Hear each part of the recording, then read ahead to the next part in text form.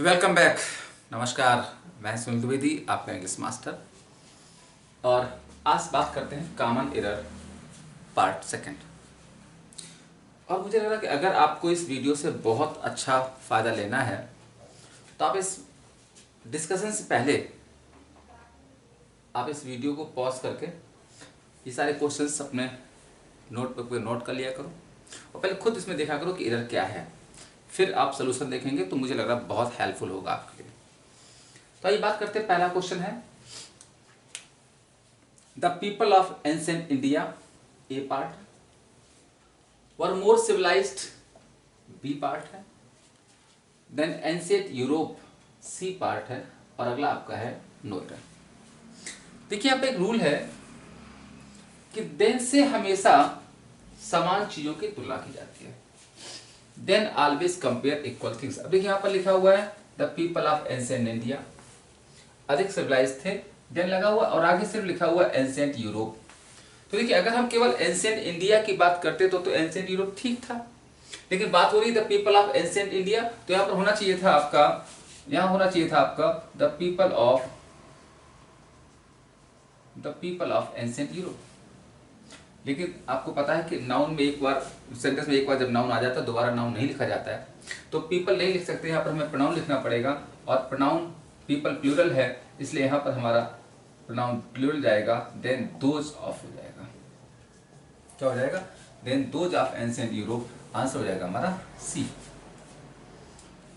Question number next, the list of the names, A part है, of tax defaulters, B part है, were published in the newspaper, C part है।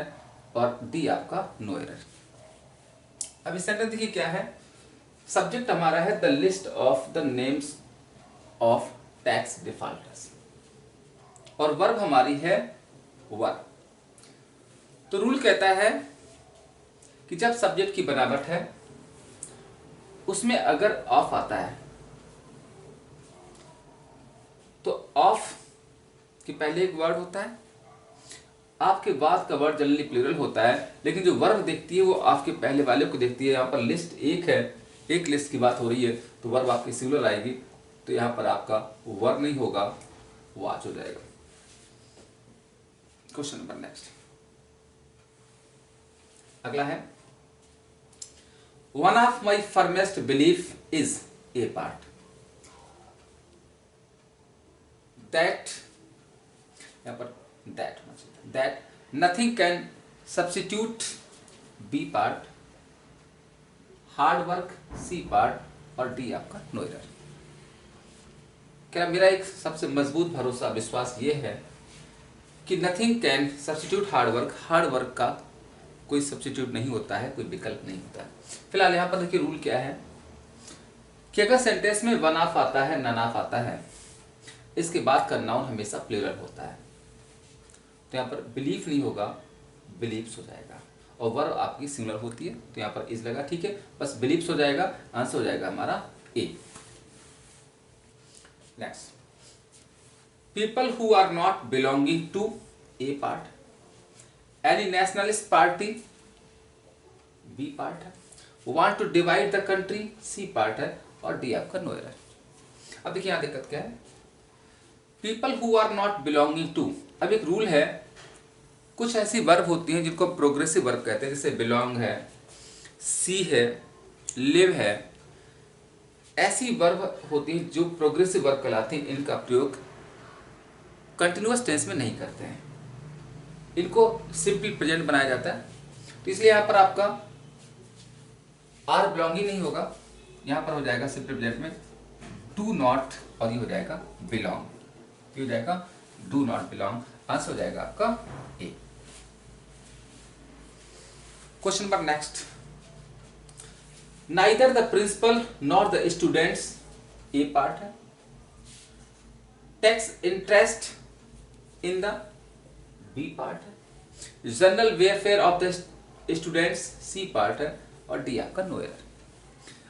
अब देखिए दोस्तों इसमें दिक्कत क्या है, एक रूल होता है कि अगर नाइदर होता है तो नार आता है, ठीक है, ये सही है।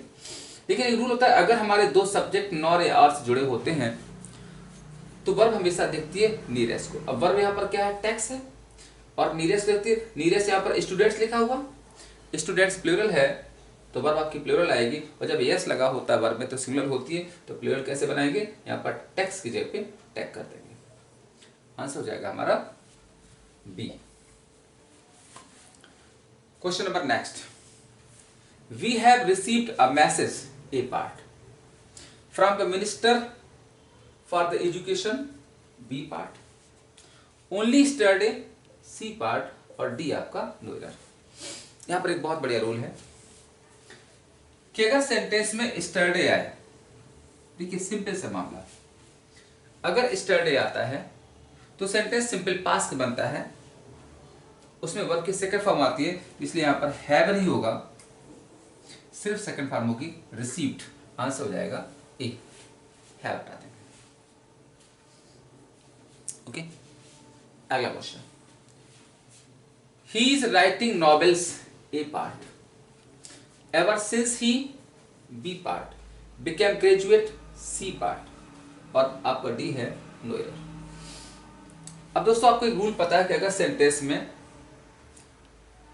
टाइम दिया रहता है, सिंस फॉर दिया रहता है, तो सेंटेंस बनता है परफेक्ट कंटीन्यूअस का, और परफेक्ट कंटीन्यूअस में हैज बीन, हैव बीन या हैड बीन आता है, वर्ब की एनी फॉर्म आती है।